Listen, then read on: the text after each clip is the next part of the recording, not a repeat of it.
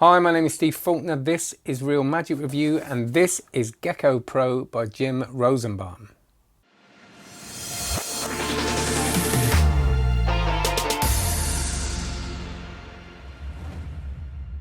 So before we do that, the usual notices, please check out cardmagiccourse.com. That's what will pay for me to carry on doing this, and it's something I'm incredibly proud of. And I've just added some more tricks. Yeah, I've just added the invisible card by Roberto Jobby, because he just gave me permission, which is lovely.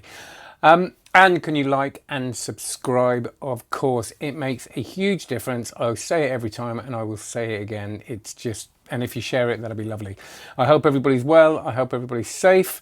And let's get on with this review. Thank you so much for requesting this. I did a video the other day because I had so much to review and I got a little bit of analysis paralysis and kind of was overthinking it. And you came to the rescue as usual. And there was a clear winner, which was Gecko Pro. So we're going to that, and then we'll do the other ones soon. So the first Gecko came out in my wilderness years. This was when I was kind of out of magic, and I remember kind of seeing a bit about it, and it sounded really interesting. I was very intrigued by it because I think when I first got into magic, the idea of a complete vanish was almost mythical. You know, I was learning these coin vanishes, but the idea of doing a complete vanish convincingly was, to me at the time, really interesting, and still is. I think it's because it just gets rid of that. People just don't know where to go with it. So this allows you to do a complete vanish of an object, and it is based on quite an old principle, and it is a principle that many people with certain gimmicks would be familiar with. But that isn't a bad thing. It's just so you know, it's not like a brand new thing. This has two versions of the Gecko in it. It's the Gecko, the normal Gecko, sorry, and the Gecko Extreme, which makes up the Gecko Pro package. So you have both of them, and you get that. You get like a holder, which they call the holster, I think, to hold it, to sort of keep it out of the way, which is very cool. And you get two ways of installing it. So the first thing is it does need installation on clothing, but don't worry, sometimes that can be a massive hassle. You need to do loads of sewing. This is pretty easy, actually. When I got it out of the case, it looked kind of really complicated. Like, how does this go together? And actually it was very simple. So that didn't take me long at all. It does require a belt loop, which I think is fine to say, but if you haven't got a belt loop, they do give you something else that you can use it with, but you will need a jacket or a hoodie or something like that to allow this to happen. The Gecko Extreme allows a switch of an object as well. So the normal Gecko tends to, I mean, you can switch with the normal Gecko, but you need to use a tiny bit of very basic sleight of hand, but you still end very clean, and you can switch with the Gecko Extreme, showing your hands empty at the beginning. So that's kind of what the Extreme adds. It brings something into play as well as bringing something out of play. That's what I'll say. So what I'll do is I'll look at I've looked at the copy of the Gecko and the Gecko Pro. And the one thing I remember from the Gecko coming out was reading that it said something like you can vanish nearly any object in a cell phone. And I was thinking, that's very cool. And it got me thinking. Now, because of the title of it, I kind of had an idea what it was based on, and I was right. So that will give you a kind of idea of what we're looking at. It's kind of a modern, like I say, a modern take on an old classic. But I'm thinking, how does it vanish everything, and does it? So that's what we'll talk about. And as my really boring catchphrase, we'll talk about that in a bit, or something like that, innit? God, what a dull catchphrase that is. We'll talk about that later. It's the most practical, tedious thing to say regularly, isn't it? I'll better get another one. So the good points.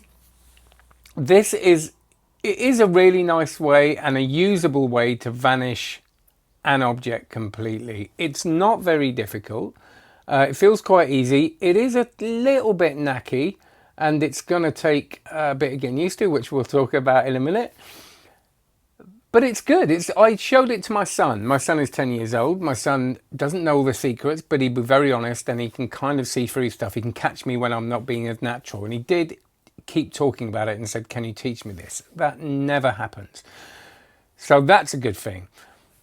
The switch it's got potential. There's a lot you can do with it. I can imagine doing this on stage. The fact that you can show empty, talk, and then do a switch is something. It does have versatility. It's got a bill switch on here, a card switch, like a bottle cap switch for a bent up bottle cap to a straight one. It's got a visual, it's got all these switches are visual. It's got a dice switch without the Gecko Extreme, so visual changes where you see the change. But I think there could be quite a lot about changing things that aren't visual. So it's almost like the equivalent to a billet switch. I think there's a lot of potential there. They do have a switch that isn't a visual, which can be used as a coin bend. So you've got anything from a vanish, switch, and a coin bend.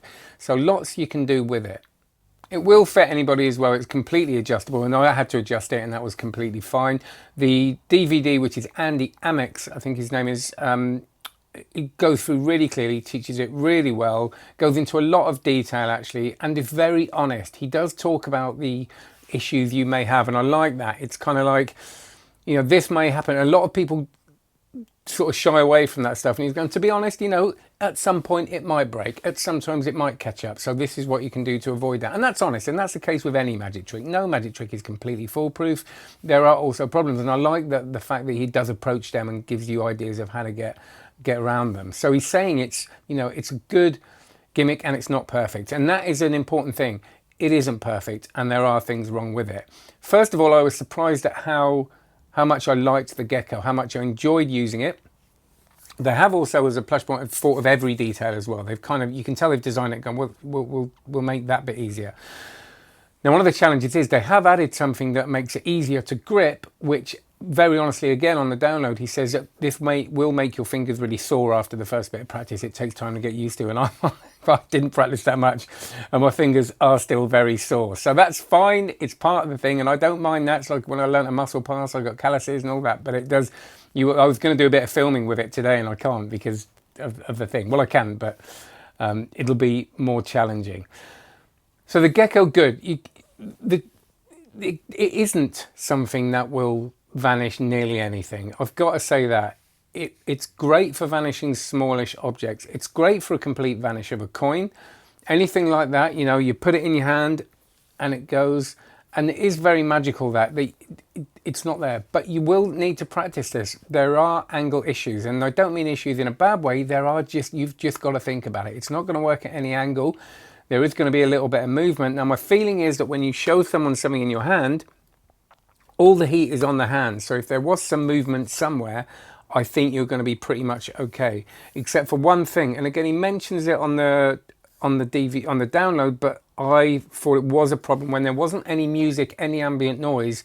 There was quite a considerable sound from this. So you're going to be a lot better when you gig in, when there is ambulance noise.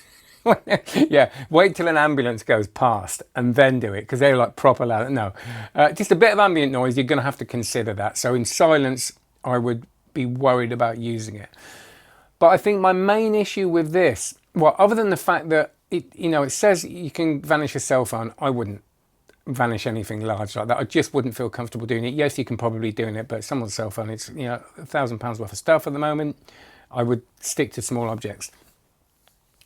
The switch you can do with the normal Gecko is cool, just a tiny bit of sleight of hand. The switch you can do with the Gecko Extreme, that's where I came across the problems. And this is, don't forget, only with half a day of playing with it. So I'm absolutely sure with practice, you'll be able to get there, but it's whether you want to do the practice. I just found that the thing that makes it extreme, the Gecko Extreme, was sort of hard to bring into play, and a few things happened that made me think, would I trust that in a live performance to keep that? And I think, yeah, with certain things, yes, but with certain things, no. If I was on stage, I'd want something a little bit more foolproof and a little bit less fiddly, that may not be as clean. You may not be able to show your hands empty at the beginning, but is that a problem? And then we asked that question, you know, do we have to overkill it? Do we have to show that before we switch something in and out, our hands are empty? Because they're not looking at that anyway. So I think for certain things, for social media, which I think is valid, for TV, for a specific thing,